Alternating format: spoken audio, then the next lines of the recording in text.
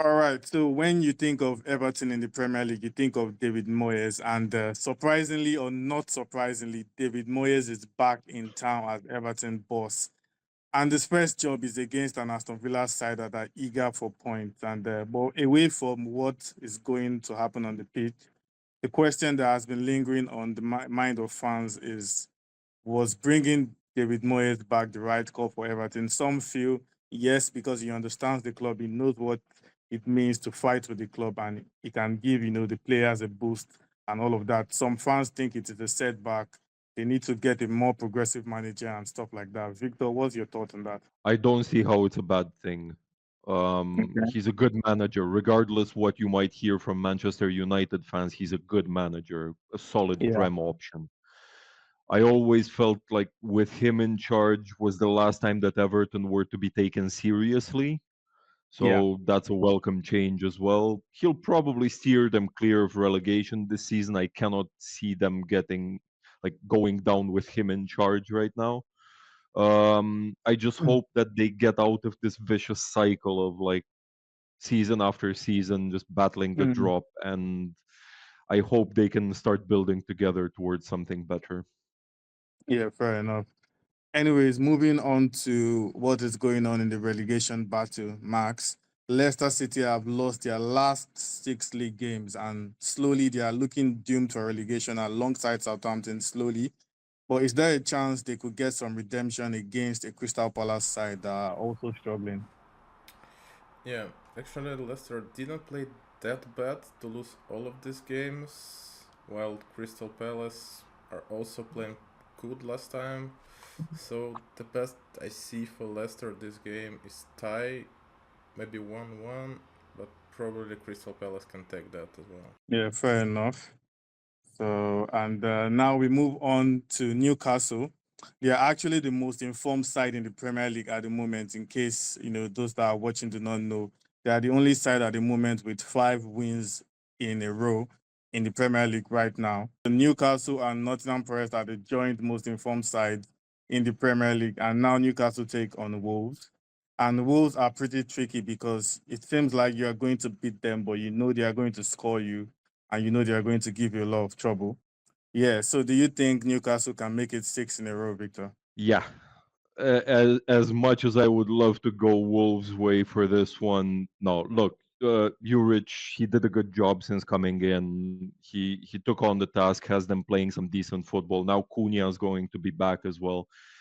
Um, since Juric came in, actually they have the same number of wins with him in charge as they had for the entirety of the season under O'Neill. But are they ready to take a big scalp like Newcastle? No, especially not at St. James's. No. Yeah, fair enough. And let's move on to the next big game of the round. In about 2-3 seasons ago, this would have been a very big game. But to be honest, this game is no longer what it used to be. It's just a geographical derby, if you ask me. Just a derby by geography and stuff like that. The North London derby. I personally feel it's a glorified derby. But anyways, that's just me. Arsenal take on Tottenham in a game that will always produce drama, fireworks, and all of that. But this time it's actually very different because Arsenal, as at 3 weeks ago, Arsenal were so much on form, and now everything seemed like it's crashing down in the past 2 weeks. They lost to Newcastle, got knocked out by Manchester United in the FA Cup, and now Gabriel Jesus is also out for the season after suffering an ACL injury. So it's looking really, really bad for Arsenal at the moment. But there's one big question for Arsenal fans, Victor. And as a neutral, do you think Arsenal should look at sacking Arteta if they finish this season without the trophy? I feel like it's a really loaded question, Indeed. especially for a Liverpool fan. um, First of all, let me put it like this. I think it's very hard for them to win any trophy this season. I know it Yeah, might be bursting your bubble, Colade. I know where your sympathies lie, and I appreciate that. But I'm not saying that just for the sake of it. yeah. Newcastle beat them 2-0 in the first leg in the EFL Cup semi. The Mm. Champions League, as much as, yeah, It's the Champions League. I think it will remain a dream for you guys, unfortunately. And the Prem is looking like a really tall order as well. If you look at how Liverpool are playing, the potential for the gap widening over the next 4 weeks or so. But should they sack him? If the owners are looking at context, that's the biggest question. Would I sack him? Probably not. But I'm also a fan of a club that doesn't change managers that often. So Mm. maybe I'm looking at this a little bit biased by Liverpool's club culture. Had he been in charge of Tottenham or Manchester United, he would have been out way, maybe a season and a half ago. You know, Yeah. with Arsenal, I don't know. There should be patience. There was patience in the tough times for Wenger. Okay. Yeah. Obviously, Arteta isn't as big of a club legend, but I don't think he should get the sack at the end of the season. No. Yeah. Fair enough. Fair enough.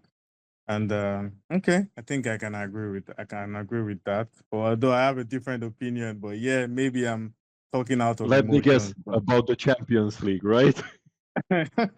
yeah, but I do think he has done well. I do think Arteta has elevated Arsenal from a top four side to a title challenging side, a side that people can respect. When they talk about them, they talk about before our rivals used to just beat Arsenal anyhow, but now we have this confidence when we play rivals and all of that. But I do think, is it the manager to get it over the line in terms of trophies? I don't really think so. I think he has done what he needs to do, and maybe another manager needs to take it up from where he stopped and get it over the line. I do That's why. agree. It to a certain extent, I do agree with you. Don't get me wrong. The only issue I see there is how will the players take it. You've got a lot of star players that were actually brought in by him. Yeah, Were were brought in because of it's what the believing them. manager he is, his belief in them, and because for better or worse, his playing style from his days as a prem player is molding his managerial style. Now, Yeah, is Rice maybe going to up sticks and leave, or Odegaard if Arteta gets the sack? You never know. You never really know. I don't think that they will, but I think they will also take some time in order to get back to these levels if he does get the sack at the end of the season. yeah, It's fair a lot enough. of ifs. Fair enough. Anyways, this one's for you, Max. And similar to Arsenal, Tottenham have not exactly caught the eye. And they are currently in 12th place, which is surprising. But despite their poor form, Tottenham have a thing for rising to the occasion when it comes to playing so-called big sides. Can they fancy their chances of beating Arsenal in this game, Max? Well, yeah, I had a look. They're either winning like 4-0 against City or losing to Bournemouth 0-1. So if I can see a bit deeper, this game is time to win 3-0 against Arsenal if everything goes same.